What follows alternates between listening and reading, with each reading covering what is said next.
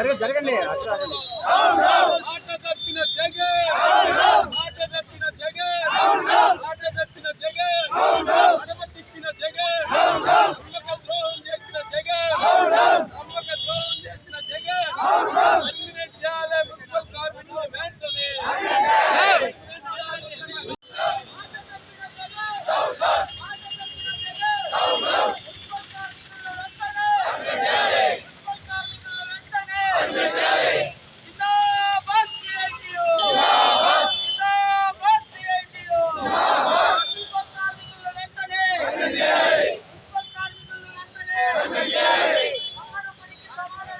నిరసనలు ప్రదర్శిస్తుంటే దౌర్జన్యానికి పాల్పడినట్టు ఉద్యోగస్తులందరికీ మమ్మల్ని ఎందుకు ఉద్యోగం వచ్చి తీసేయకూడదు అంటూ ఈరోజు నోటీసులు ఇవ్వడం జరిగింది.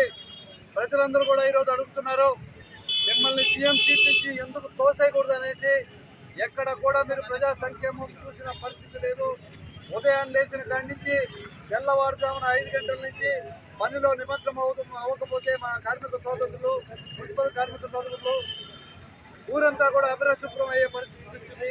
గతంలో కురిసిన వానలు చూసినట్టయితే రోడ్డు మీద పారే నీళ్లు మోకాల్లోకి పైదాకొస్తే నిరంతరం శ్రమిస్తూ ఉండబట్టే నగరం ఈరోజు మళ్ళా క్లీన్గా తయారైంది. శాంతియుతంగా చేస్తున్న నిరసనల మీద ఇలా సైకో ప్రభుత్వం చర్యలు తీసుకోవడం ఏమైనా చర్య. వెంటనే మా మున్సిపల్ కార్మికుల సోదరులు ఎవరైతే ఉన్నారో వాళ్ళని చర్చకు పిలిపించి వాళ్ళ న్యాయమైన కోరికలు తీసుకోవాల్సిందిగా నేను కోరుకుంటున్నాను. మరిన్ని వీడియోస్ కోసం ఛానల్ ని సబ్స్క్రైబ్ చేయండి. లేటెస్ట్ అప్డేట్స్ కోసం వాట్సాప్ ఛానల్ ని ఫాలో చేయండి. అండ్ లింక్ డిస్క్రిప్షన్ లో ఉంది.